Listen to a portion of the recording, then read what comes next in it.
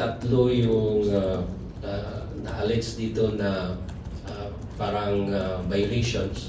Una-una yung conduct of negligence, no, of duty just because of the continuous absences. The other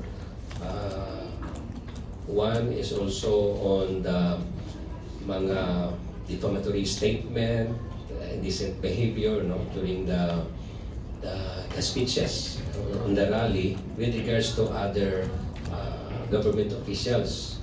And the other one, yung seditious statement or words, no, coming from our colleague also during that rally. So we need to deal with the three complaints, or violations na binanggit, and this committee able to come up na we need to continue the hearing on next week. Okay, that's on Monday. For the formal and adjudicatory hearing for, I think it's more on the disorderly behavior, okay, on the statement being uttered during on the rally. But then for the continuous absences, the members resolved today that be able to dismiss that just because lack of evidence.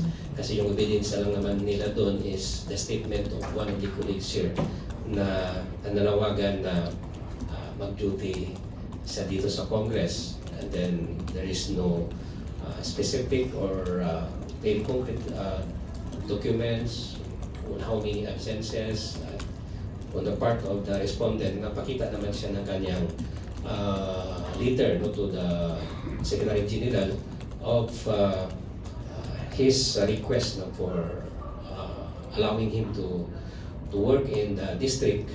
Hindi naman lahat ang trabaho ng isang representative is really to nandito yung presence all the time, no?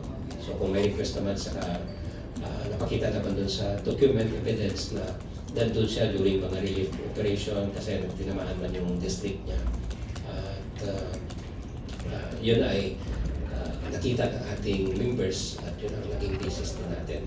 Okay? So meaning we will proceed our formal hearing by next week. Okay? Okay, so now please take note that this committee has no jurisdiction with regards on the criminal aspect, di ba?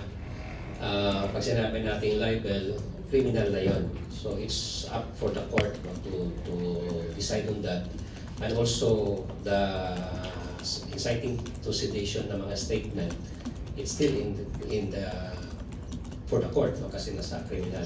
Yung amin ang tinitingnan dito is yung pag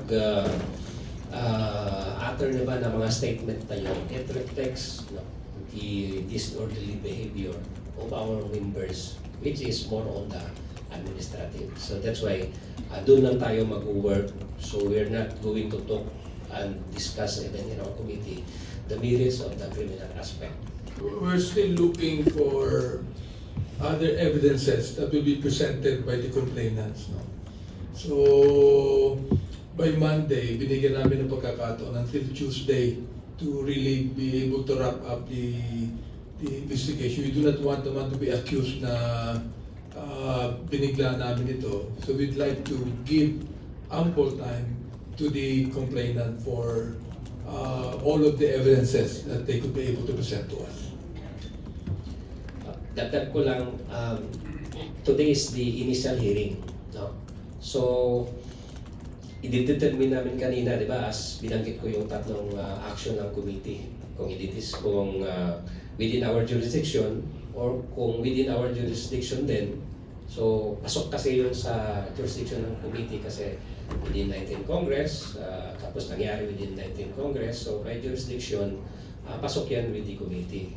Na-dismiss lang namin kanina yung isang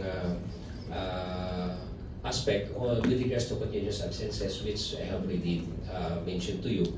So magpo-proceed na tayo dahil nakita ng ating committee na mayroong talagang basis or reasons to believe na dapat mag-investigate yung ating committee.